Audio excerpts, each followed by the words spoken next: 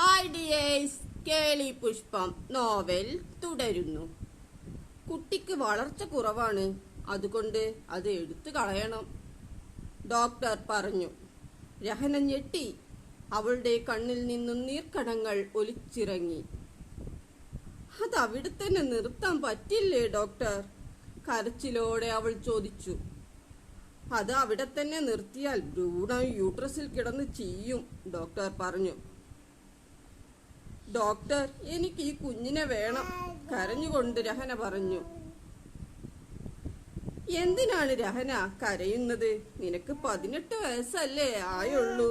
ഇനിയും കുഞ്ഞുങ്ങൾ ഉണ്ടാവില്ലേ? അവളെ സമാധാനിപ്പിക്കാനായി ഡോക്ടർ പറഞ്ഞു.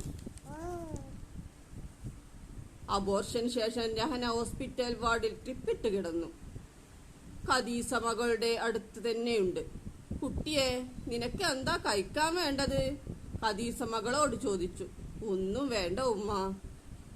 എന്തെങ്കിലും കഴിക്ക് കുട്ടിയെ, ഞമ്മളെ വിധി ഞമ്മൾ തന്നെ അനുഭവിക്കണ്ടേ? ഖദീസ മകളുടെ മുടിയിൽ തലോടിക്കൊണ്ട് പറഞ്ഞു.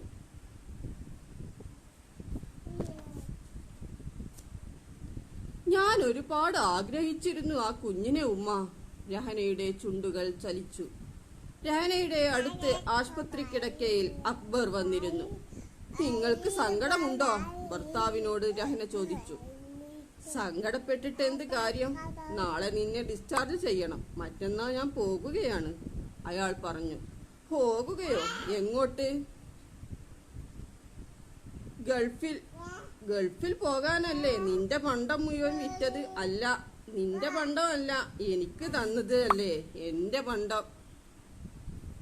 രഹനയെ ഡിസ്ചാർജ് ചെയ്ത് വീട്ടിലെത്തി. സുബ്ഹ് ബാങ്ക് വിളിച്ച് അക്ബർ എഴുന്നേറ്റ് കുളിച്ച് നിസ്കരിച്ചു.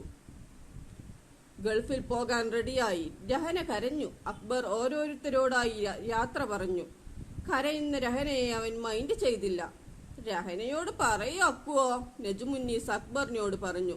എടി, ഞാൻ പോകുകയാണ്, രഹനയുടെ കൈ പിടിച്ചുകൊണ്ട് അക്ബർ പറഞ്ഞു. അവളുടെ കണ്ണിൽ നിന്നും നീർക്കടങ്ങൾ മുറിഞ്ഞു ചാടിക്കൊണ്ടിരുന്നു.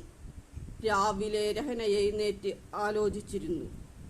എന്താ നീ ആലോചിക്കുന്നത്? മരുമകളോട് ആയിഷ ചോദിച്ചു. ഒന്നുമില്ല ഉമ്മ, നാട്ടിലെ മക്കളെ മാപ്പിളമാരൊക്കെ ഗൾഫിലാണ്.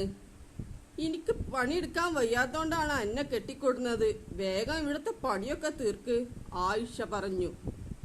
തുടരും. Please subscribe, like, comment and share.